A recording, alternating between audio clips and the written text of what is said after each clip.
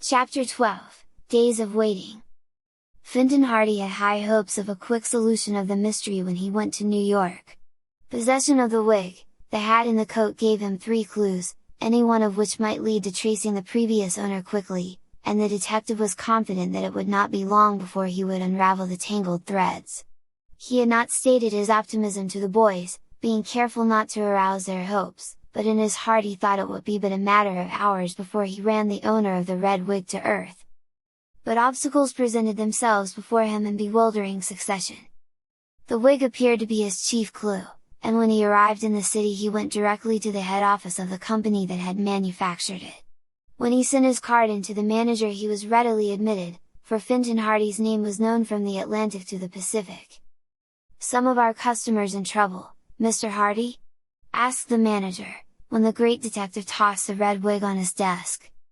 "Not yet. But one of your customers will be in trouble if I can ever trace the purchaser of this wig." The manager picked it up. He inspected it carefully and frowned. "We are not, as you know, a wig-making firm," he said. "That is, the wig department is a very small sideline with us." "The very reason I thought it would be easier to trace this," replied Mr. Hardy. "If you turned out thousands of them every year it might be more difficult. You sell to an exclusive theatrical trade, I believe." "Exactly. If an actor wants a wig of some special nature, we do our best to please him. We only make the wigs to order." "Then you will probably have a record of this one." The manager turned the wig over in his hands, glanced carefully at the inside, felt of the weight and texture, then pressed a button at the side of his desk. A boy came and departed with a message. "It may be difficult. This wig is not new. In fact, I would say it was turned out about 2 years ago. A long time. But still, I'll do the best I can." A bespectacled old man shuffled into the office at that moment, in response to the manager's summons, and stood waiting in front of the desk. "Kaufman, here," said the manager, "is our expert. What he doesn't know about wigs isn't worth knowing." Then, turning to the old man, he handed him the red wig. "Remember it, Kaufman?" The old man looked at it doubtfully. Then he gazed at the ceiling. Red wig," he muttered. "About 2 years old, isn't it?" prompted the manager. "Not quite. 1.5 years, I'd say. Looks like a comedy character type. Wait till I think. There ain't been so many of our customers playing that kind of a part inside a 1.5 years. Let's see. The old man paced up and down the office, muttering names under his breath. Suddenly, he stopped, snapping his fingers. "I have it," he said. "It must have been Morley who bought that wig. That's who it was. Harold Morley. He is playing in Shakespearean repertoire with Hamlin's company. Very fussy about his wigs. Has to have them just so. I remember he bought this one because he came in here about a month ago and ordered another just like it." "Why would he do that?" asked Mr. Hardy. Kaufman shrugged his shoulders. "Ain't none of my business. Lots of actors keep a double set of wigs. Morley's playing down at the Crescent Theatre right now. Call him up." "I'll go and see him," said Mr. Hardy, rising. "You're sure he is the man who ordered that wig?"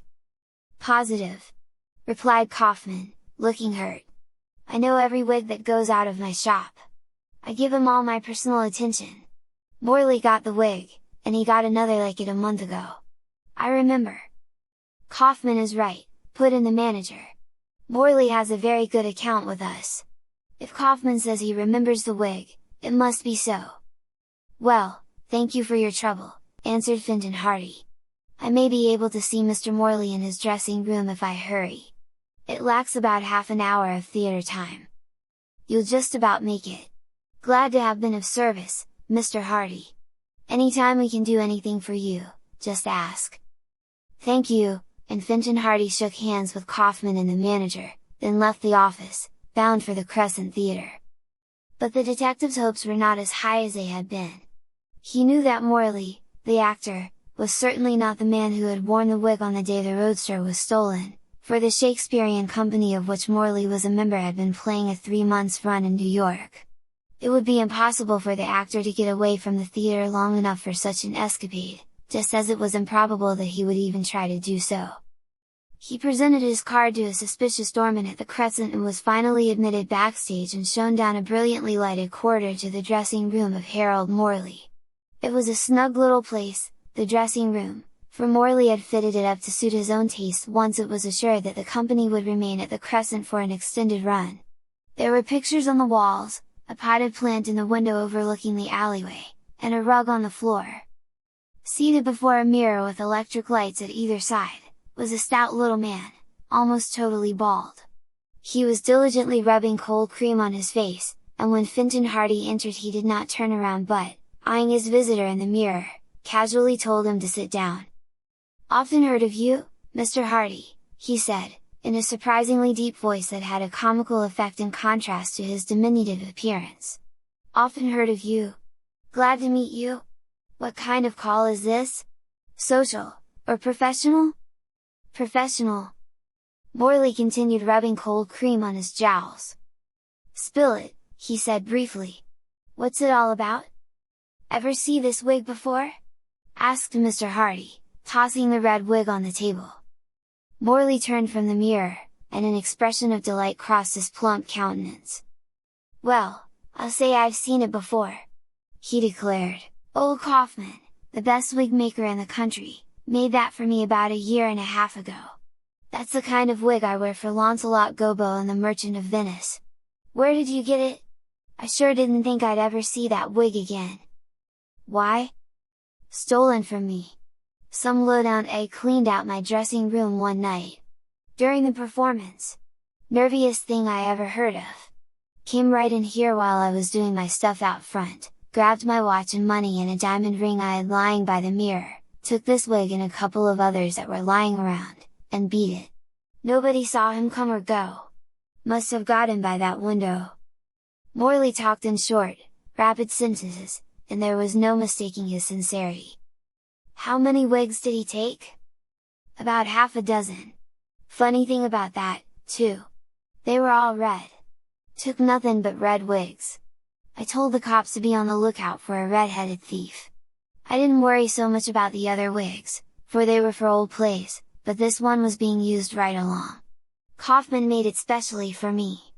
I had to get him to make another. But say, where did you find it?" "Oh, just a little case I'm investigating. The crook left this behind him.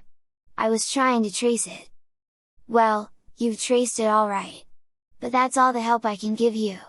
The cops never did find out who cleaned out my dressing room." Mr. Hardy was disappointed. The clue of the red wig had led only to a blind alley. But he concealed his chagrin and tossed the wig over to Morley. "Gee, and I'm sure glad to get it back again," declared the actor. "Things haven't gone right with me at all since I lost that wig. Losing it brought me a whole flock of bad luck. Sorry I can't help you find the guy that took it. What's he been up to now?" Fintan Hardy evaded the question. "Oh, I'll probably get him some other way. Give me a list and description of the stuff he took from you. Probably I can trace him through that." "Hop to it," said Morley breezily. "Hop right to it, old man. Here's a list of the stuff right here." He reached in a drawer and drew out a sheet of paper which he handed over to the detective. "That's the same list I gave to the cops when I reported the robbery. Number of the watch, and everything." Mr. Hardy folded the list and put it in his pocket. Morley glanced at his watch, lying beside the mirror, face up, and gave an exclamation. "Suffering Sebastopol! Curtain in 5 minutes and I'm not half made up yet. Excuse me, Mr. Hardy, but I've got to get busy. In this business I'll be ready in a minute doesn't go." He seized a stick of grease paint and feverishly resumed the task of altering his appearance to that of the character he was portraying at the matinee that day. Mr. Hardy, smiling at the actor's casual informality, withdrew from the dressing room and made his way out to the street. "A blind alley," he muttered. "I was sure I could trace the fellow by means of the wig. Oh, well!" He shrugged his shoulders. "I still have the hat and coat. And if the worst comes to the worst I can try to trace the chap through the stuff he stole from Morley, for it was probably the same man. But it looks like a big job." It was a big job. Efforts to trace the purchaser of the hat and coat were fruitless. The search ended at a second-hand store where the owner vainly tried to sell Mr. Hardy a complete outfit of clothing at a bargain, but could not or would not remember who had bought the coat from him. He sold so many coats, and at such bargains, that he could not remember the customers who came into his store. Mr. Hardy was forced to retire, defeated. The predominating quality of the detective's character was patience. When he found that he could not trace the thief through the wig, the hat or the coat, he doggedly set to work trying to trace the man who had broken into the dressing room of the actor, Morley, and this, in spite of the fact that the police had already given up that case as hopeless. Then, in his spare time, Mr. Hardy spent hours at police headquarters, poring over records, searching for particulars of hundreds of red-headed criminals. It was over a week before he found what he wanted, and it came from a chance note at the bottom of a police description of a thief who was at that time out on parole. But when Fenton Hardy saw the note, he knew he had stumbled on the clue he needed. And he smiled grimly. "It won't be long now," he remarked, in the popular phrase of the day, as he went back to his hotel.